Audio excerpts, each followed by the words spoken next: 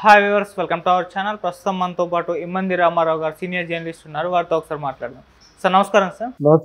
Sir Trinayani serial actors మనకు తెలుసు, Chandu and పవిత్ర వీళ్ళిద్దరు కూడా ఒక 1 వీక్ గ్యాప్లో చనిపోవడం జరిగింది సార్. ఆమె కార్ యాక్సిడెంట్లో చనిపోతే ఈయన సూసైడ్ చేసుకొని చనిపోయారు. అయితే వీళ్ళకి సంబంధించిన రోజుకో కీలక అంశాలు బయటపడడం చూస్తున్నాం సార్. అంటే ఆమె చనిపోయింది, ఆమె ప్రేమ అంటే ఆమె దాన్ని భరించలేక అయితే సూసైడ్ చేసుకున్నారని చెప్పేసి వీళ్ళ రిలేషన్షిప్ల గురించి ఎన్నో విషయాలు బయట సోషల్ మీడియాలో చర్చించుకుంటున్నారు సార్. ఈ నేపథ్యంలో పోలీసుల ఇన్వెస్టిగేషన్లో కూడా కొన్ని కీలక అంశాలు బయటపడ్డాయంటారు సార్. అసలు ఏం జరిగింది, దీనిపైన మీ ఒపీనియన్స్? అంటే ఇక్కడ పవిత్ర కేసులో యాక్సిడెంట్ కాదు, వేరే వాళ్ళు చేతులు కూడా ఉన్నాయి. ఉన్నాయంటే వాళ్ళకి పోలీసులకు అనుమానం. ఎప్పుడు వచ్చింది అది? పోస్ట్ మార్టం చేసిన తర్వాత అనుమానాలు వచ్చాయి. ఓకే, దానికి సరైన సమాచారం అందరిది ఇన్వెస్టిగేషన్లో ఉంది. పవిత్రకు కూడా మొదట ఇద్దరు పిల్లలు ఉన్నారు. పవిత్రకు కూడా ఇద్దరు పిల్లలు ఉన్నారు. ఈ చందు వీళ్ళ కలయిక సీరియళ్ళు పవిత్ర ఈ చందు కంటే చాలా పెద్దది, వయసులో కూడా చాలా పెద్దది అన్నమాట. అందరూ చెప్పేవారట, ఇది ఇలాగ మంచిది కాదురా, నీకు చక్కగా ముద్దుగా పిల్లలు ఉన్నారు కదా, నువ్వు ఎందుకు ఆవిడ వెంట పడతావు, నీకు నీ మంచి భార్య ఉంది అని చెప్తుండేవారట. మూర్ఖంగా అన్నమాట. భార్య మాటలు తోసిపుచ్చేసి భార్యని పూర్తిగా మర్చిపో అని చెప్పేసి, ఇంకా నన్ను మర్చిపోండి, నేను పవిత్ర లేకుండా బ్రతకలేనని చెప్పి ఇలాగా తను కుటుంబాన్ని చాలా దూరం పెట్టాడు. బిడ్డలను కూడా దూరం పెట్టాడు. ఆ బిడ్డలు మాట్లాడారు, మా నాన్న ఎప్పుడు మాతో మాట్లాడేవాడు కాదు, నాన్న వెళ్ళినా సరే విసుక్కునేవాడు అని చెప్పేసి చెప్పేవారు అన్నమాట. ఇక్కడ ఆ పవిత్ర మరణం, అందులో అది బలవన్మరణం, అది తెలిసిన తర్వాత కొంచెం మెంటల్గా ఫీల్ అయ్యాడు. ఒక 2-3 రోజులు బట్టి బాగా తాగుతున్నాడు. ఆయన భోజనం లేకుండా తాగుతున్నాడు. చివరిలో పవిత్ర ఈ చందు అక్కతో కూడా మాట్లాడాడు, వీళ్ళందరితో మాట్లాడాడు, ఫ్రెండ్స్తో మాట్లాడాడు. నువ్వు చాలా ఎమోషనల్గా ఉన్నావు, చాలా కష్టంలో ఎలాగైతే కొంచెం జాగ్రత్తగా రెస్ట్ తీసుకుని తర్వాత మనం ఆలోచిద్దాం ఏం చేయాలని చెప్పి ఫ్రెండ్స్ కూడా చెప్పారట.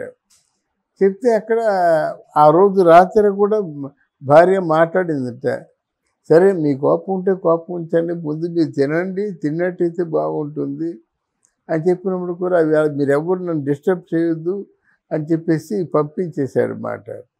వీళ్ళకు ఒక రూమ్ ఉంది, ఇంటికి వస్తుండేది కదా, వీళ్ళ రూమ్ ఉంది. ఆ రూమ్లోనే వీళ్ళిద్దరూ కూడా భార్యాభర్తలు కాకపోయినా భార్యాభర్తల్లాగా వాళ్ళు కాపురం చేస్తూ ఉండేవారు. దాన్ని తమాయించుకొని శిల్ప ఉండేది. చివరికి ఏమైందంటే అక్కడ ఉండి ఆవిడ తాలూకు వీడియోస్ చూసుకొని ఇవన్నీ చూసుకొని ఇంకా ఎవరికి తెలియకుండా ఫ్యాన్ కురేసుకున్నాడు. అది దాంతో ఇప్పుడు ఇన్వెస్టిగేషన్ జరగాలి, వీళ్ళు కూడా నిజాలు చెప్పాలి.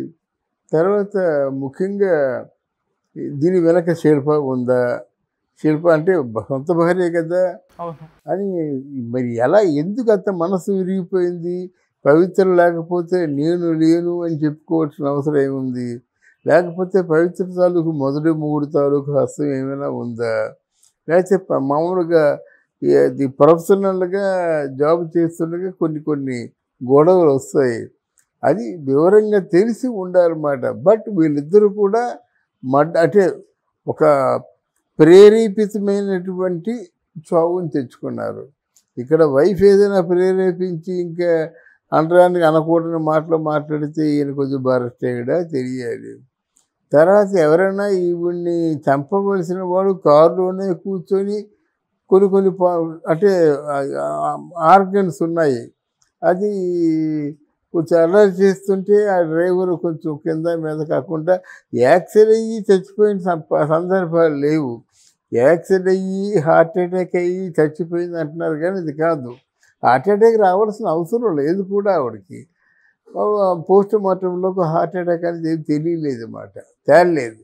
కానీ వాంటెడ్గా ఈవిడ్ని చంపారు, వాంటెడ్గా వాడు చనిపోయేలాగా ప్రలోభపరి అంటే ఎమోషనల్గా ఉండేలాగా ఎవరో ప్రవర్తించి ఉంటారు. అది 2 జీవితాలు ఒక అక్రమ సంబంధం వల్ల కోల్పోయినారు. వీళ్ళు కోల్పోతే కోల్పోతారు, పిల్లలు ఏమైపోతారు? ఆ ఇద్దరు పిల్లలకి తల్లి లేకుండా అయిపోతుంది పవిత్ర. వీరిద్దరితో పిల్లలకు కూడా తండ్రి లేకుండా అయిపోతాడు చందు. ఇటువంటి కేవలం ఆలోచన లేకుండా కళ్ళు మూసుకుపోయి మూర్ఖత్వంగా ప్రవర్తించడం వల్ల పిల్లలు ముఖ్యంగా అనాథలు అయిపోతారు బాబు. అది సార్ వీళ్ళకి సంబంధించి ఇంకొన్ని రూమర్స్ సోషల్ మీడియాలో చర్చించుకుంటున్నారు సార్. అది పవిత్ర యాక్సిడెంట్లో చనిపోయారు కదా, అయితే ఆమె చనిపోయినప్పుడు మెడకు తాడు గుర్తు సింబల్ ఏదో ఉందని చెప్పేసి ప్రచారం చేస్తున్నారు. అలాగే మన చందు చనిపోయినప్పుడు కూడా ఆ చనిపోయిన రూమ్ అంతకుముందు పవిత్రతో కలిసి ఉన్న రూమ్లోనే సూసైడ్ చేసుకున్నారు అంటున్నారు. దీనిపైన మీ ఒపీనియన్ సార్? అసలు నిజాలు ఎంత? అంటే ఎమోషనల్గా ఆవిడతో గడిపినటువంటి సందర్భాన్ని రికార్డ్ చేసుకోవడం పెద్ద అంటే అది ఆశ్చర్యం కాదు. అక్కడే గడుపుతాడు. ఎందుకంటే వీళ్ళకి విధమైన బ్లైండ్నెస్లో ఉన్నారు, అంటే బ్లాంక్ అయిపోయి ఉన్నారన్నమాట. ఆ జ్ఞాపకాలే ఉంటాయి. ఆవిడ లేకపోతే జీవితం వేస్ట్ అనిపిస్తుంది. ఇంకా దానికి సంబంధించిన వాడు ఎవరైనా దొరికితే చంపేద్దాం అనుకుంటాడు.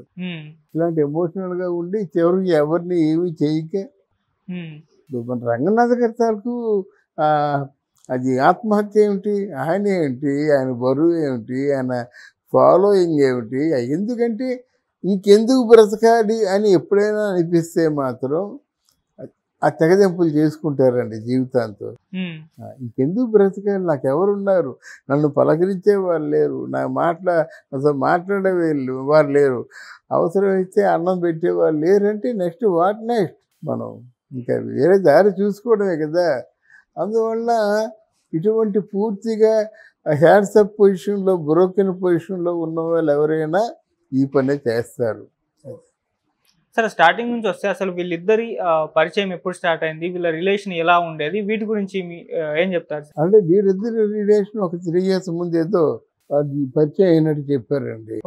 వాస్తవానికి ఇద్దరు కూడా ఇద్దరు కంటే పెద్దదే ఆవిడ నచ్చింది బాగా. కొలీగ్స్ అందరూ చెప్పారు, ఎందుకమ్మా నీ ఏజ్ ఏమిటి, ఆయన ఏజ్ ఏమిటి, ఎందుకు అలా ఆయన్ని ఇబ్బంది పెడతామంటే నాకు నచ్చాడు, ఆయన లేకుండా ఉండలేను నేను. అది ఎప్పుడైతే ఆయన లేకుండా ఉండాడని చెప్పిందో ఇతను కూడా అదే పరిస్థితికి వెళ్ళిపోయాడు. వాళ్ళకు మొగుడు, ఈవిడికో మొగుడు, ఆయనకు ఒక పిల్లలు ఉన్నారనే విషయాన్ని మర్చిపోయారు అన్నమాట. రేపు లవ్ ఈజ్ బ్లైండ్ అంటారు. అందుకే ప్రేమ గుడ్డిదనడానికి కారణం ఏంటంటే వాళ్ళు ఒకసారి ప్రేమించుకున్న తర్వాత ఒకరు లేకుండా ఒకరు బతకలేరు, అదొక పొజిషను. తర్వాత ఏంటంటే వాళ్ళకి ఆ మొగుడిని వదిలేసి వచ్చిందంటే మొగుడు కంటే ఏదో ఒక తృప్తి ఇంట్లో దొరుకుతుంది.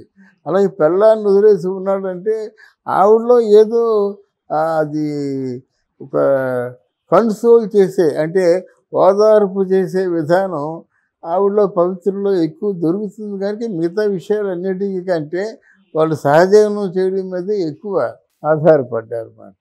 అందులో అది బలవన్మరణం. అది తెలిసిన తర్వాత కొంచెం మెంటల్గా ఫీల్ అయ్యాడు. ఒక 2-3 రోజులు బట్టి బాగా తాగుతున్నాడు. ఆయన భోజనం లేకుండా తాగుతున్నాడు. చివరిలో పవిత్ర ఈ చందు అక్కతో కూడా మాట్లాడాడు, వీళ్ళందరితో మాట్లాడాడు, ఫ్రెండ్స్తో మాట్లాడాడు. నువ్వు చాలా ఎమోషనల్గా ఉన్నావు, చాలా కష్టంలో ఎలాగైతే కొంచెం జాగ్రత్తగా రెస్ట్ తీసుకుని తర్వాత మనం ఆలోచిద్దాం ఏం చేయాలని చెప్పి ఫ్రెండ్స్ కూడా చెప్పారట. చెప్తే అక్కడ ఆ రోజు రాత్రి కూడా భార్య మాట్లాడిందట, సరే మీ కోపం ఉంటే కోపం ఉంచండి, ముందు మీరు తినండి, తిన్నట్టయితే బాగుంటుంది అని చెప్పినప్పుడు కూడా మీరెవరు నన్ను డిస్టర్బ్ చేయొద్దు అని చెప్పేసి పంపించేశారు అన్నమాట. వీళ్ళకు ఒక రూమ్ ఉంది, ఇంటికి వస్తుండేది కదా వీళ్ళ రూమ్ ఉంది. ఆ రూమ్లోనే వీళ్ళిద్దరూ కూడా భార్యాభర్తలు కాకపోయినా భార్యాభర్తల్లాగా వాళ్ళు కాపురం చేస్తూ ఉండేవారు. చివరికి ఏమైందంటే అక్కడ ఉండి ఆవిడ తాలూకు వీడియోస్ చూసుకొని ఇవన్నీ చూసుకొని ఇంకా ఎవరికి తెలియకుండా ఫ్యాన్ కురేసుకున్నాడు. Okay sir, thank you so much. Thank you అమ్మా.